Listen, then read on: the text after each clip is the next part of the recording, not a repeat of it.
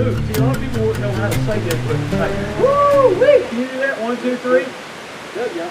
Woo-wee! Let's try one more time. One more time. 1, 2, 3. Woo-wee! All right, on the chorus, I do this song. I go, Tennessee. When I stop, you go, come on, Tennessee folks, you can help me out, right? All right, one of our state songs called Tennessee goes like this. You have heard and read about the state of Tennessee. Down in that southern state is where I want to be. Where the valleys are so green, the mountains are so tall. You'll know just what I mean when you hear them say you are Tennessee.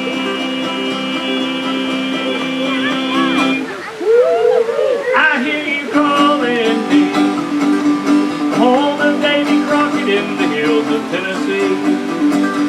Well, when I was a little boy around the folks back home, my mama always said to me, now Mike, please don't roam. Now that I have moved away, my heart is full of woe. When I think of mom and dad, that's where I want to go. Tennessee.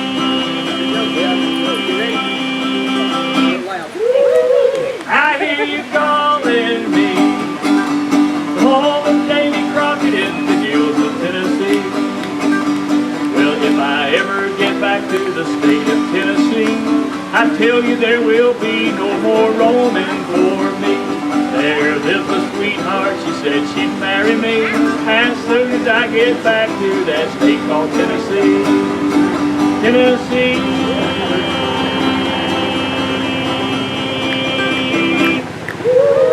I hear you calling me, home of Davy Crockett in the hills of Tennessee. Oh, we're glad you came. Thank you. Back there. That's good.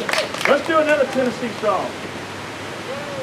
This one was born just a few miles from here over in Gatlinburg. It's the Gatlinburg Inn by a family that used to visit us from Michigan. Right. Anybody from Michigan? All right. Well, this is I told Kathy we need to do this song because it's written right here in the Smokies, but it's sort of a patriotic song of sorts for us, at least here in East Tennessee anyway. It goes like this. Well, I wish that I was on old Rocky Top down in the Tennessee hills. Ain't no foggy smoke on Rocky Top, ain't no telephone bill. Well, once I had a girl on Rocky Top, and the other half cat. Wild as a mink, but sweet as soda pop, I still dream about that. Rocky Top, you'll always be home, sweet home to me. Good old Rocky Top, Rocky Top, Tennessee. Rocky Top, Tennessee. Well, now once two strangers climbed old Rocky Top, looking for a moonshine still.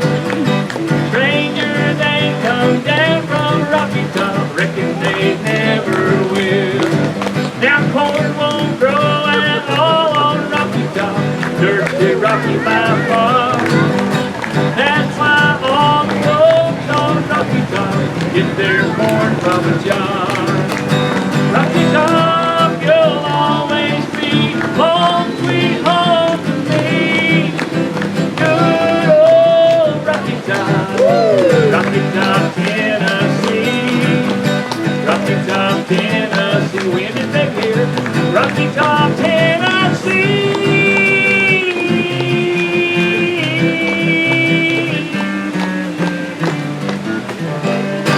Rocky Top. We're delighted you're here. All right. Well, good evening. How are you all doing tonight? It's a beautiful, beautiful evening out. And I'm going to share a couple of stories about these mountains and some of the mountain people. Now, I don't know if some of you, this is your first time to Tennessee. Maybe those from Oklahoma. Have you been here before? No. All right. Well, as you've been going up and down this road, 321, I don't know if you've noticed, but there's some side roads And the sign for them, they're called different hollers. Have you seen that? Hollow? Well, here by the mountain people, who are mostly Scots-Irish, it would have been pronounced a holler. Now somebody tell me if anybody knows what a holler is. You mean like a hoot and a holler? That kind of holler? Holler, yeah. Well, that could be another type of holler. But when the mountain people refer to a holler, like right down the road, there's different hollers, it was spelled hollow but pronounced holler. And what it was the deepest, most hollow part of the land. And usually it was a very, very narrow valley floor, okay? And you know what's pretty amazing? A lot of the girls around here would get hitched. That meant they got married. Some of them, by the time they were 14, 15 years old, okay? And for example, one girl, her name was Nancy Walker. And as a young bride, she was about 16 years old, she walked into Walker Hall. And you know, she never left that holler, that valley floor. All the years that she lived, over 60-some years, she was in that home. So it was sort of a hard way of life. Now I want you just to pretend you were living around then and you were the mother maybe of that cabin. And you know what? You didn't get to town. You did not get out. Usually your husband or the oldest son would take the wagon and go into town. That meant you had to stay home an awful lot. This was like in preparation for 2020, okay? But you just stayed there. You're in and you're out. Well, now think about it.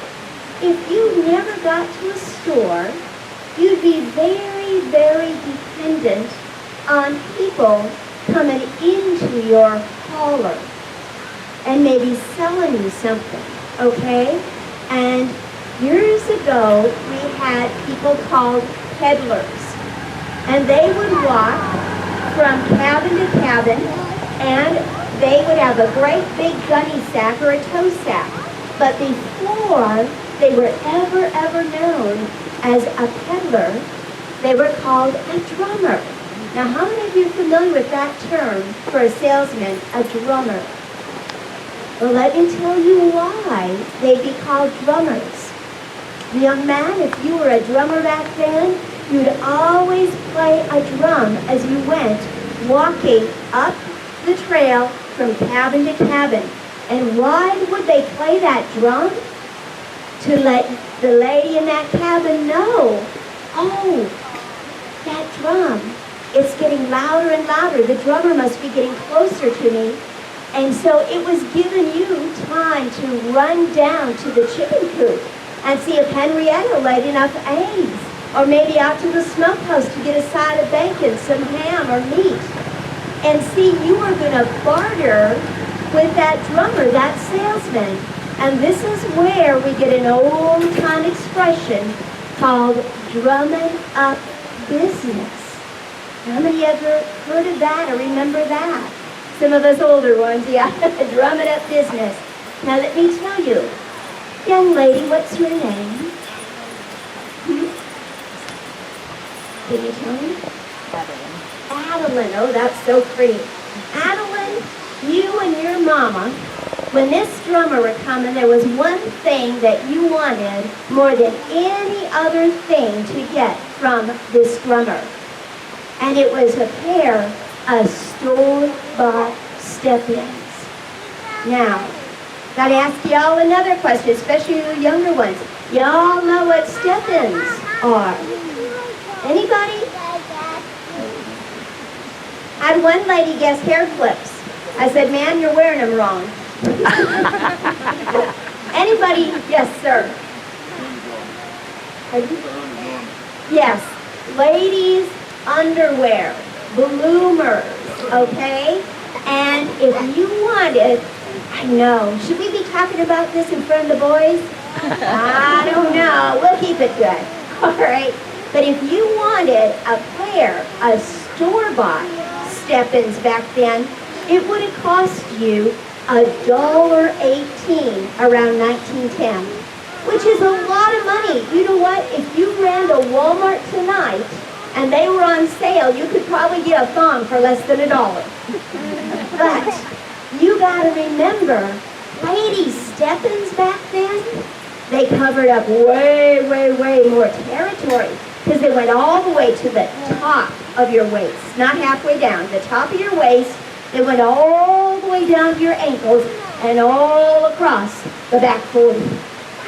Well, most women around here could have never, ever afforded $1.18. So you know what they would have been making their little girls and themselves bloomers out of? Probably old flour sacks or seed sacks. One fella said to me one day, "Do you think this is where we get the term scratch biscuits from?" Well, most girls would have been wearing those feed sacks at 25 cents a pound. But let me tell you one thing. All my stories here are true about people and things that really happened.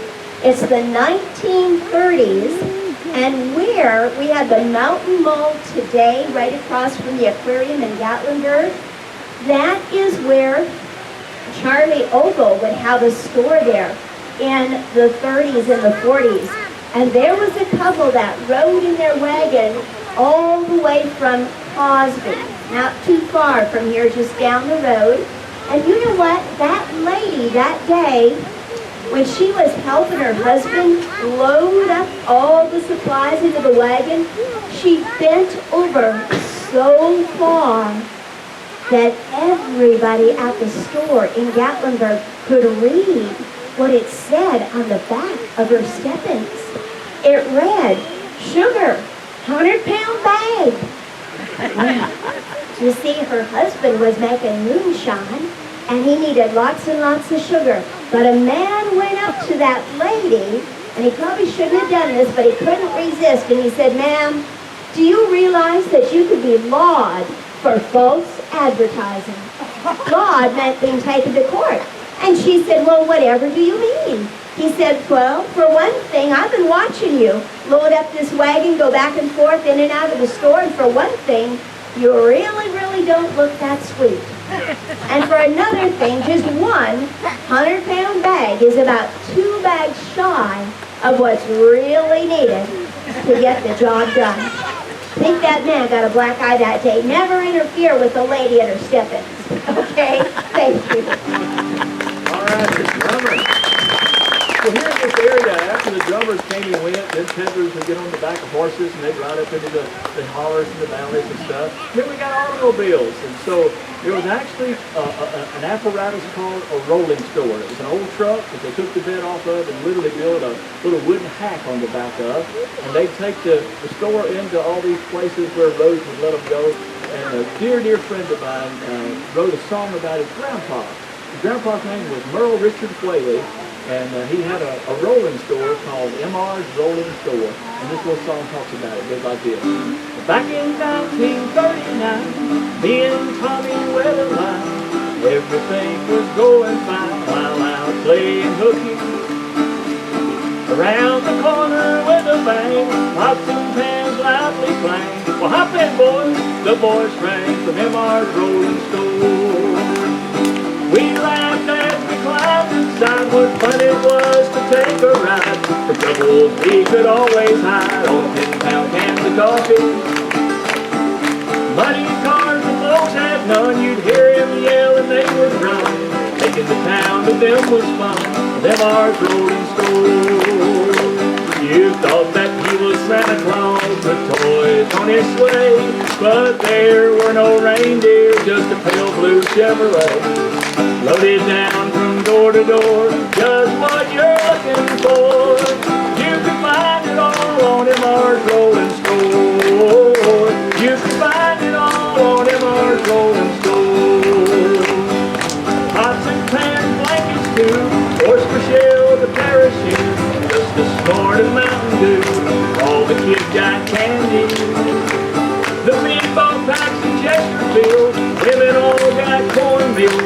ain't no money, just make a deal. MR's Rolling Store. Bluebird Flower and JFG, tableware from Jewel. Every customer he would see, then we head for home. Back to the pond we all would fish, he'd share his lunch of peddler's dish. Oh, if I could have one wish, those dusty roads I'd roam. You thought that he was Santa Claus with toys on his sleigh, but there were no reindeer, just a pale blue Chevrolet. Put it down from door to door, just what you're looking for. You can find it all on MR's Rolling Store. You can find it all on MR's Rolling Store. Oh, good. Now, anybody ever remember the Andy Griffith Show? And you remember the family that would come down out of the hills on the back of that old truck, and all of them musicians? What were their names? The Darlings, that's right. They do a song about a moonshiner. You remember his name? Dooley. Dooley was a good old boy. All right, if you know this little tune, sing it with me. It goes like this. Dooley was a good old boy. He lived below the mill. Dooley had 2 daughters and a 40-gallon still. One gal watched the boiler while the other watched the spout. And Mama corked the bottles when old Dooley fetched them out. Dooley slipping up a holler, Dooley trying to make a dollar. Dooley, give me a swaller and I'll pay you back someday. The revenuers came for him slipping through the woods. Dooley stayed behind them all and never lost his goods. Dooley was a trader, when into town he'd come. Sugar by the bushel and molasses by the ton. Dooley slipping up a holler, Dooley trying to make a dollar. Dooley, give me a swaller and I'll pay you back someday. Well, I remember very well the day old Dooley died. The women all looked sorry and the men stood around and cried. Now Dooley's on a mountain, he lies there all alone. They put a jug beside him and a barrel for his stone. Dooley slipping up a holler, Dooley trying to make a dollar. Dooley, give me a swaller and I'll pay you back someday.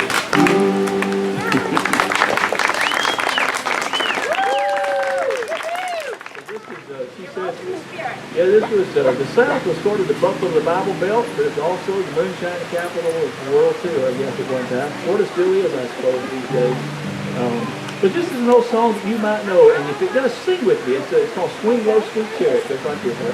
Swing low, sweet chariot, coming for to carry me home. Swing low, sweet chariot, coming for to carry me home. Now, if you don't know it, you can sway back and forth, all right?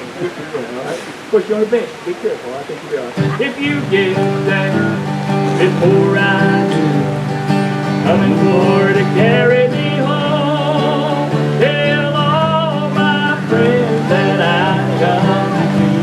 coming for to carry me home. Now, help me sing out. Swing low, sweet chariot, coming for to carry me home. Swing low, sweet chariot, coming for to carry me home. Well, I looked over Jordan, and what did I see? Coming for to carry me home. A band of angels coming after me, coming for to carry me home. Now come on, let me sing. Swing low, sweet chariot, coming for to carry me home. Swing low, sweet chariot, coming for to carry me home. Good, thank you. When you come to the Smokies, you are coming to the most visited national park in America. How many of you realize that? And we got that title in 1950. And there's not been a year that we have not kept it. Every year this area averages about 10 to 11 million people. But you know, one of the reasons we actually ended up becoming a national park was due to the fact that for 40 years, there were 19 paper and lumber companies here. This area is 95% trees, and they had taken down 2/3 of all these trees. And that concerned a group of citizens. And they went to Washington, D.C., and they recommended that this become the second national park in the East. Because they said, the year is 1923, they said, why is it there are 18 national parks out west? And there's one in the entire east of the Mississippi. And that was Acadia in Maine. I want to tell you, if you had been one of those loggers, you young men, okay, you young boys, you wouldn't have called yourself a logger. You had your own kind of jargon or your talk or slang way of putting things. Does anybody know what loggers in the Smokies back then would have been called? A woodpick. Now I tried to pronounce that good because the other day a lady thought I said a wood tick. No, a wood pick. All right? A wood pick. And you know, every morning at 9:30, if something's going to happen. Young man, that's when the gut hammer goes off.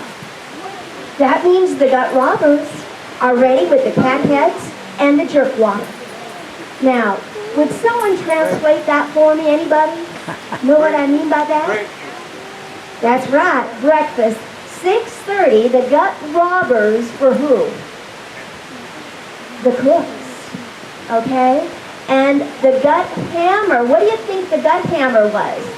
What might go off before breakfast? To call everybody together? The dinner bell, that's right. Now, anybody here, think about it. Anybody here know what jerk water could have been? Drink enough of it, you won't need a chainsaw. It was coffee, that's right. Now how about cat heads? Some of you should know that.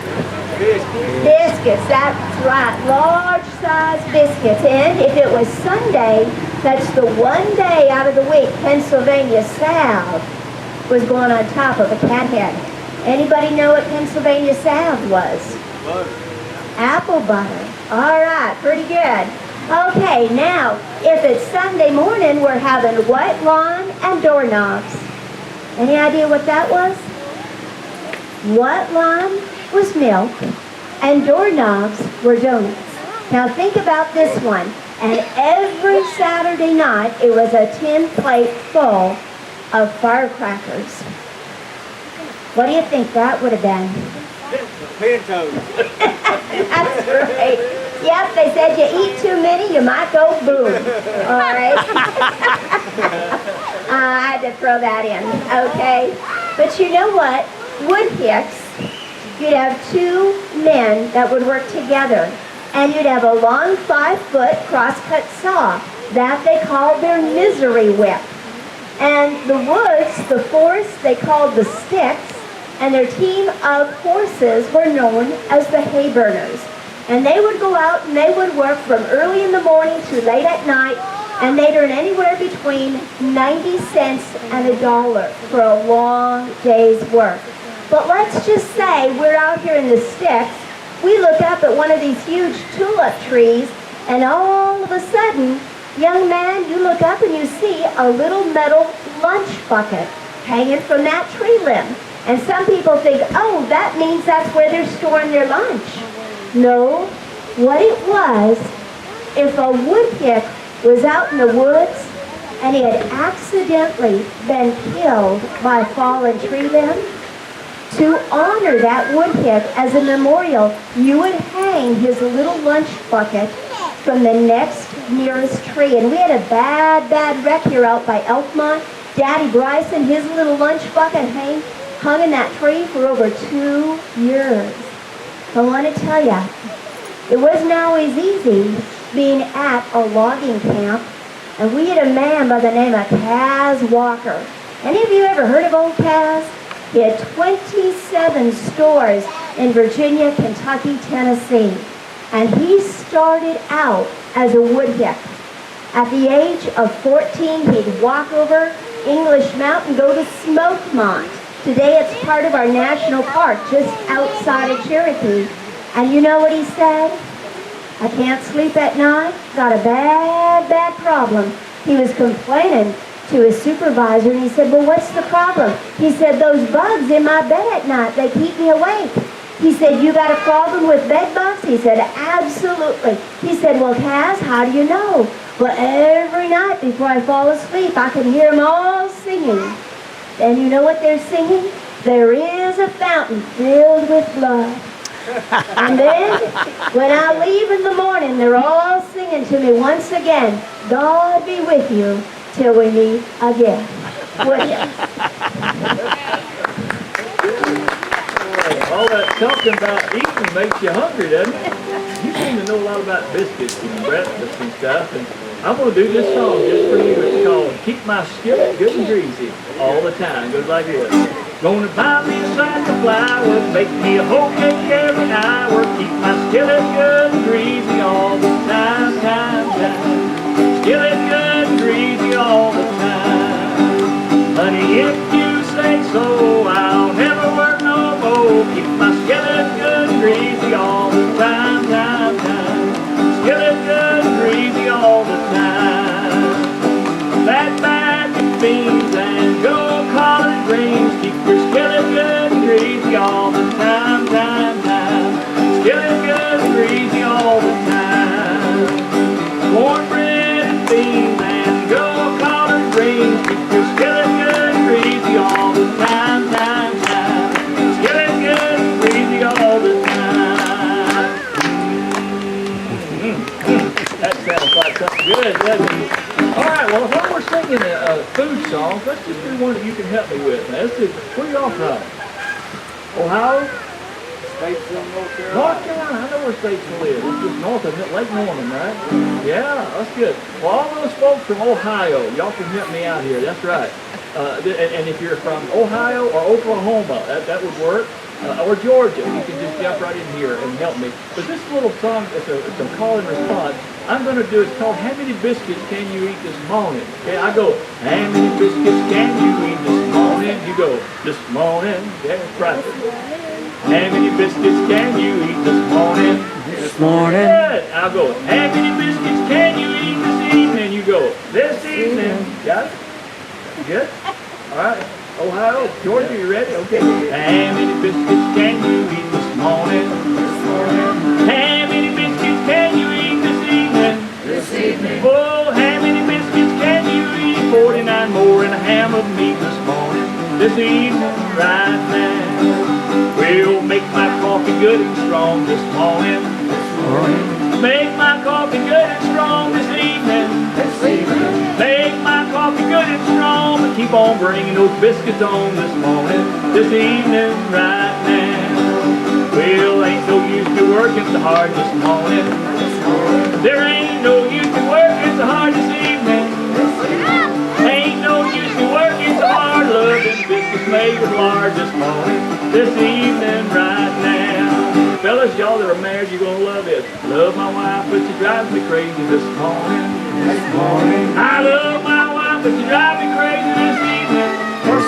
Oh, I love my wife, but she drives me crazy. Love them biscuits soft and gravy this morning, this evening, right now. Well, how many biscuits can you eat this morning? How many biscuits can you eat this evening? Well, how many biscuits can you eat? 49 more and a ham of meat this morning, this evening, right now.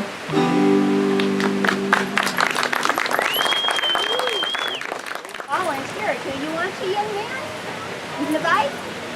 Y'all know the song, She'll Be Coming Round. You know that song? We're not going to do that, but we're going to do something similar, though, okay? So we're going to give me some volunteers. I need this young fella right here. We're going to make this song modern. Everybody hates old stuff. We're going to make it new, all right? young man, what I want you to do, we're going to say she'll be driving around that, okay? Now, I don't know about you, but when I was little and I had little cars that run around the back of the town and stuff, I always made sound effects, didn't you? So I go, vroom, vroom. You do that? So I'm going to go, she'll be driving around the mountain. When she comes, you're going to go, vroom, vroom. You do that? All right, that's practice. She'll be driving around the mountain when she comes. Vroom, vroom. That's good. That's good. That's good. Now, the next verse that we're going to do, can you help me with this? Most likely. The next verse we're going to do is, her brake. See, people that drive around the mountain, they're coming over across the Cherokee, and there's a lot of curves, and they use their brakes too much. And so, what we're going to do is, her brakes will be a smoking. And sweetheart, if you will, just cough real good and loud. Maybe two of you can cough, right? But cover your mouth when you do, okay? So, all right, her brakes will be a smoking when she comes. There you go. All right. Now, the next verse that we'll do, if she comes across the mountain and she comes into Gatlinburg and she rolls the window down, the next verse is, all right, she'll smell that fudge cooking when she comes. Good, good, good, good. All right, and you young ones back there in the back, that's what y'all going to be good horn blowers. Because when she gets into town, she's going to get in a lot of traffic, okay? So I want you just to blow the horn like toot, toot, or honk, honk. All right, so I'm going to go, she'll sit in a lot of traffic when she comes. That's good, that's good. All right, y'all come this way and turn towards blue, and that way everybody can hear our sound effects. All right, here we go. Ready? Everybody can help me sing, but we'll listen for these sound effects, because they'll be really, really good. You guys, when you do them loud, all right? She'll be driving around the mountain when she comes. She'll be driving around the mountain when she comes. She'll be driving around the mountain. She'll be driving around the mountain. She'll be driving around the mountain when she comes. All right, good, good. You didn't know all that was coming, right? So that was practice. This is for real this time. All right, turn the camera off. Let's start again. Ready, go. She'll be driving around the mountain when she comes. She'll be driving around the mountain when she comes. She'll be driving around the mountain. She'll be driving around the mountain. She'll be driving around the mountain when she comes. That was fantastic. Her brakes will be a smoking when she comes. Her brakes will be a smoking when she comes. Her brakes will be a smoking. Her brakes will be a smoking. Her brakes will be a smoking when she comes. She'll smell that fudge cooking when she comes. She'll smell that fudge cooking when she comes. She'll smell that fudge cooking. She'll smell that fudge cooking. She'll smell that fudge cooking when she comes. Woo, that's good. Now, you ready to toot? She'll sit in a lot of traffic when she comes. She'll sit in a lot of traffic when she comes. She'll sit in a lot of traffic. She'll sit in a lot of traffic. She'll sit in a lot of traffic when she comes. She'll smell that fudge cooking when she comes. Her brakes will be a smoking when she comes. That's really good. She'll be driving around the mountain when she comes. Vroom, vroom. That's a good job. Thank you guys. That was fantastic. Thank you. Hey, somebody tell me what the name of this little theater is. Jack Tales. That's right. I'm going to tell you a story now, and I'm going to call it a Jack and Jill tale. Because Jill is every bit as important in this story, okay? And I told you a little bit about woodkits and what they did and about step-ins, but now I need to pick on a couple here. This story here is about love and romance and courting, okay? And I'm going to take this couple right here. What's your first name again? I got your little girls. Jennifer and Randy.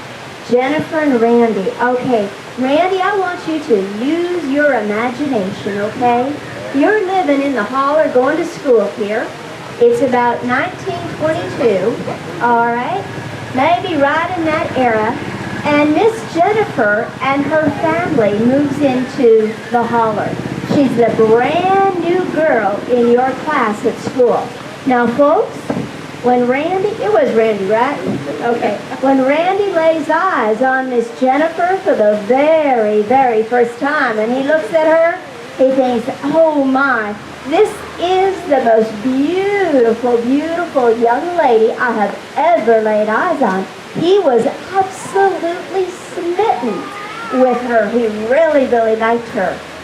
Well, when a boy in these mountains liked a young lady and would keep staring at her and smiling at her, there was a name for that. Randy was making sheep eyes at Miss Jennifer. Now, if you were the girl and you happened to notice over in the next row there's a young fella making sheep eyes at you, well, there's a couple ways as to how you could respond. Maybe Miss Jennifer looks at Randy and thinks, forget it, I'm holding out for something better. You know, she sticks her nose up in the air and she walks away. Well, if she did something like that, you know what Randy would tell his young fellow friends?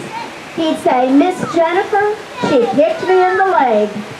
Now let me ask you, had she really, really kicked him in the leg? No, but do you know here, they rarely used a term, she broke my heart.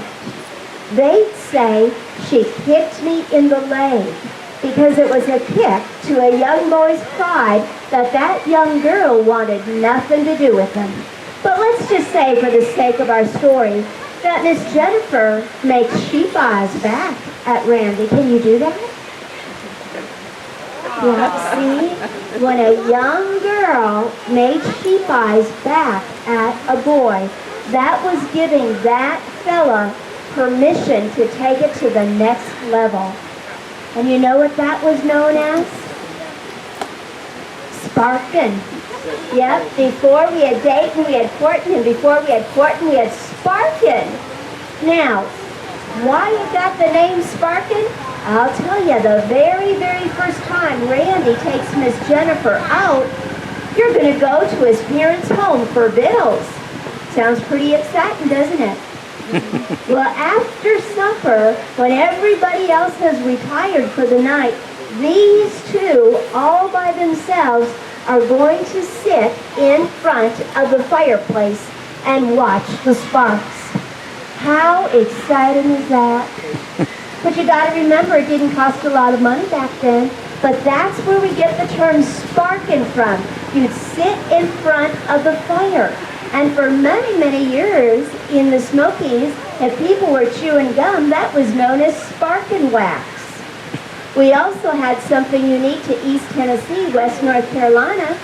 Have you ever seen a sparkin dulcimer? It's a dulcimer that has 2 sets of strings because it requires 2 sets of hands to play it. See, parents were always to chaperone a sparking couple. Well, if Mama's got to hang up clothes on the line and there's these two making sheep eyes at each other, she's got better things to do. So she'd give them a sparkin dulcimer, and then she'd listen to make sure that both sets of hands were playing that dulcimer. Well, where else let's just think about it, could a young man take a girl to go sparking? Once you've been to his parents' home a few times, it's getting a little boring. You know, it might get so boring you might decide to drop him. That's when you're going to refer to him as your old flame. Ever heard of that expression? Well, you know, where could you take a girl sparking? We were, for many, many years, the buckle of the Bible Belt, didn't have show halls, didn't have dance halls, and for a while before we had automobiles, wouldn't have even had a sparking lot. So what's going to happen, you are going to take her to an old-fashioned molasses taffy pull. Parents would sponsor them, and it was a big social event. You'd be paired up together, and Randy and Jennifer together, you'd work those long, sticky ropes of taffy. And before you know it, he will be sweet on you, you will be stuck on him. Now, you only get to go sparking for a few months, and then Randy, you need to declare your intentions to her father, and they must be honorable. So, your mama's going to say, well, how do you know that Miss Jennifer would be a good woman, a good wife? Look for some things. And you know what she's going to tell you? The first thing you need to do next time you're at the fishing hole, you're going to check out Miss Jennifer's 2 feet. And you're going to look down at her toes. I'll just tell you right now, Randy, it's too late. Do you see? Look closely at this woman's toes. It's true. Everybody look over. Don't be diverted by by the toenail polish. Look at the toes. When a woman, if her big toe was truly not her biggest toe, if her second toe in was longer than her big toe, it was actually the biggest toe, that was a sign that she was a very, very bossy woman. And she would protect you all your days. So never, never marry a woman with those kind of feet. But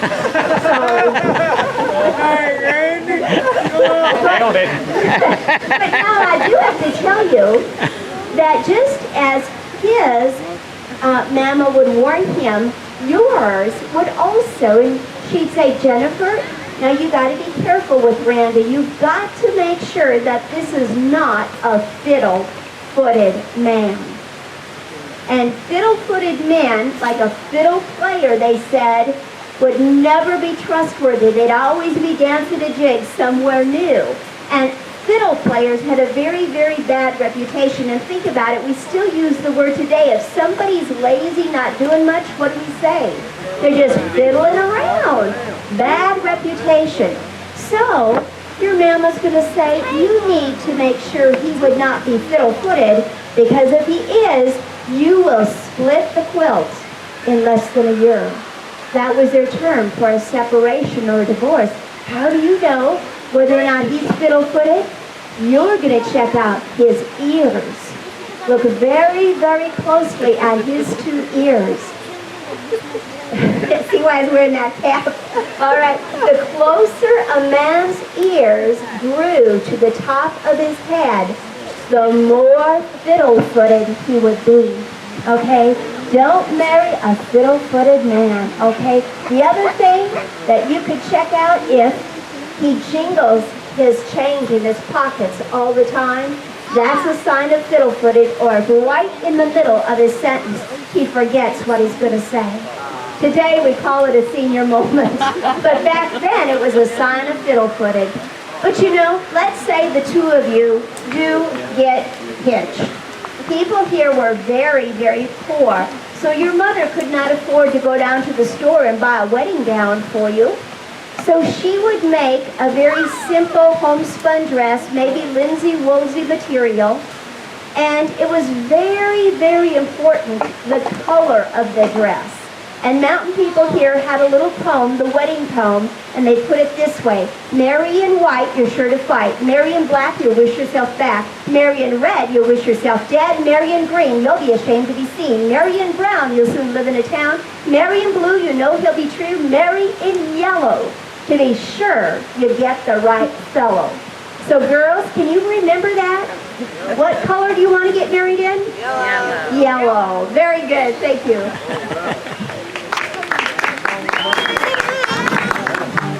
I guess it would be appropriate to do a love song, right? On courtin. And you're going to like this. It's brand new. It's not brand new, but it's a true song based on a true happening that happened over on the North Carolina side of the Smoky Mountains. It goes right here. Many, many years ago, when I was 23, I was married to a widow who was pretty as could be. This widow had a grown-up daughter who had hair of red. My father fell in love with her, and soon they two were wed. This made my dad my son-in-law, really changed my life. Now my daughter was my mother, because she was my father's wife. To complicate the matter, even though it brought me joy, I soon became the father of a bouncing baby boy. A little baby then became a brother-in-law to Dad. So became my uncle, though it made me very sad. For if he were my uncle, then that also made him brother to the widow's grown-up daughter, who was of course my stepmother. Father's wife then had a son who kept him on the run. He became my grandchild, for he was my daughter's son. My wife is now my mother's mother, and it makes me blue, because although she is my wife, she's my grandmother too. Now if my wife is my grandmother, then I'm her grandchild. Every time I think of it, it drives me nearly wild, cause now I have become the strangest case you ever saw. As husband of my grandmother, I am my own grandpa. I'm my own grandpa. I'm my own grandpa. It sounds funny, I know, but it really is so. I'm my own grandpa. Isn't that a great love song? Wow. Here's a real love song for you. Back in the 1950s, it was the biggest song ever. And it's called the Tennessee Waltz. Another one of those you can kind of float through, all right? I was waltzing with my darling to the Tennessee Waltz when an old friend I happened to see. I introduced him, loved one, while they were waltzing. My friend stole my sweetheart from me. I remember the night at the Tennessee Waltz. Now I know just how much I have lost. Well, I lost my little darling, the night they were playing the beautiful Tennessee.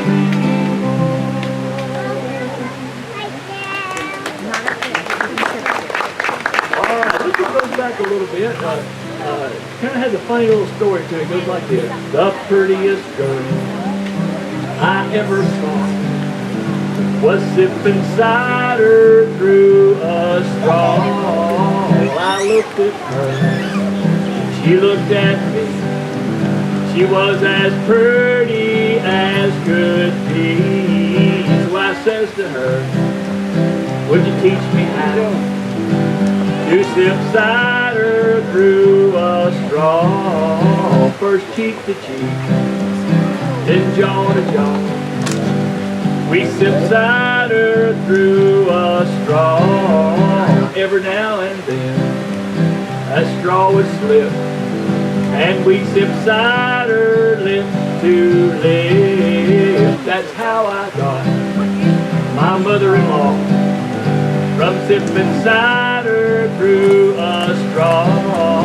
And 14 kids that call me Paul from sipping cider through a straw. The moral of this little tale is sip your cider from a pail.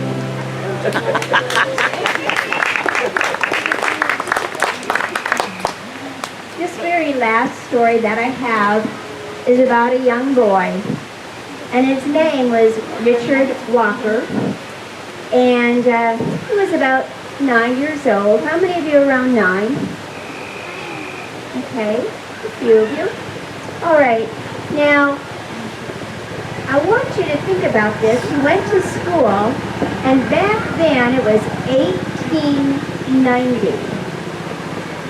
And in these mountains, you'd go to school 3 to 4 months out of the year, and that was it.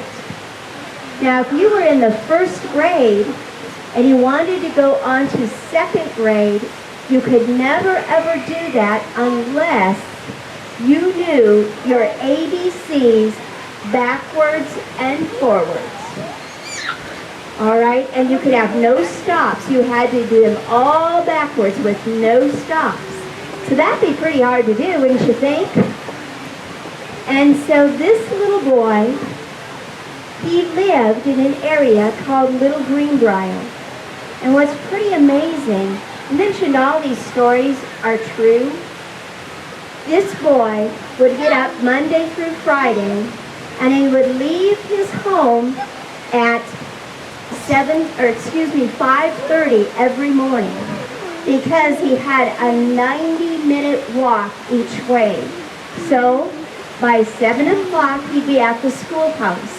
And why he'd have to get up so early and be there an hour before the teacher came and an hour before the students came is he had a very, very important job. As soon as Richard got to school, he would go out back and he would start cutting some tree limbs. And it was his job each morning to fill the wood box. Then he'd carry that heavy wood box into their little one-room schoolhouse. And by the way, that schoolhouse is still standing in our national park today. They quit having school there in 1936, but the building is still there. And so he would cut down these limbs, make them in nice small pieces, and then it was his job to put them in the wood stove and get a fire going so that it would be nice and warm by the time the teacher and the students got there. He also had to wash the board every morning when teachers used to use a blackboard.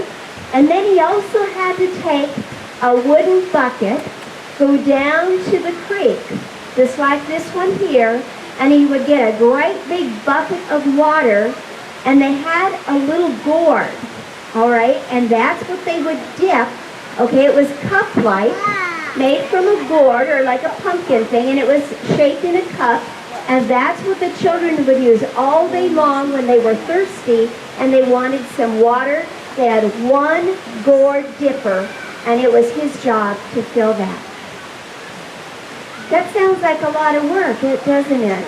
I mean, you got to walk for an hour and a half, then you got to work another hour, and then you go to school, and then at the end of the day at 2:30, it was his job to once again check the floor, check the stove, and sweep down the floor so they'd be ready for it the next day.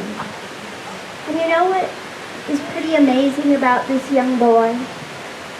He would do this because he was told he would receive a nickel every day for his extra work. And we think, 5 cents a nickel? That's not very much. But in 1890, it was a lot more than it is today. But let me tell you something, boys and girls.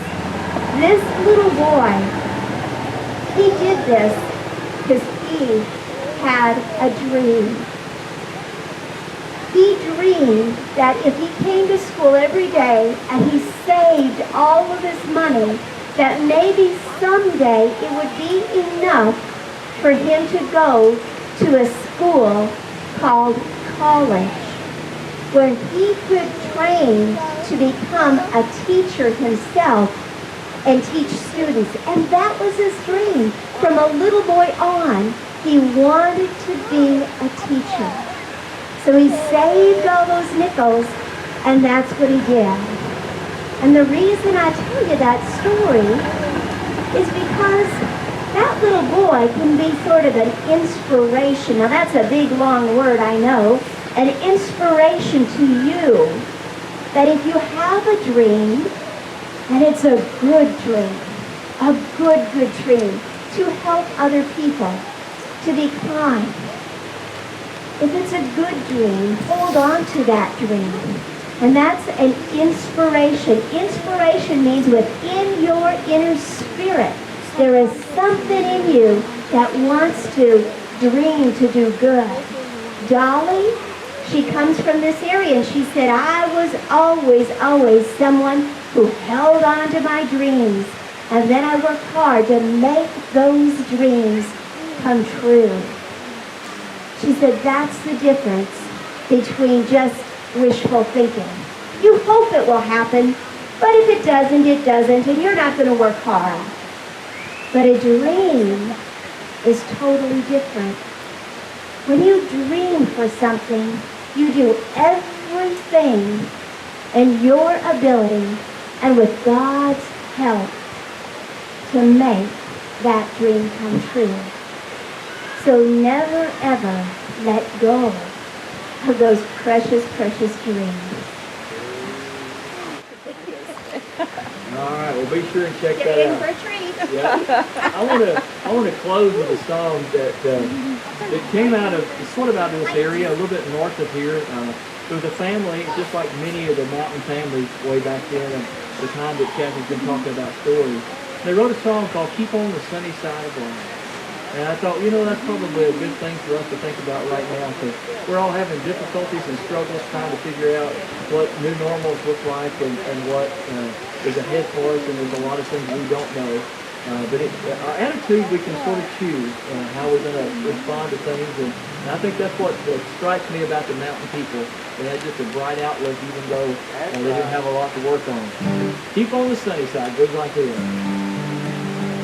There's a dark and a troubled side of life. There's a bright and a sunny side too. Though you meet with the darkness and strife, sunny side may also find you. Keep on the sunny side, always on the sunny side. Keep on the sunny side of life. It will help us every day, it will brighten all the way, if we keep on the sunny side of life. So let us sing with a song of hope each day. Though the moment be cloudy or fair, let us trust in our Savior way, who keepeth everyone in his care. Keep on the sunny side, always on the sunny side. Keep on the sunny side of life. It will help us every day, it will brighten all the way, if we keep on the sunny side of life. God bless you. You guys have a wonderful time while you're visiting our area. Come back and see us again real soon. Thank you.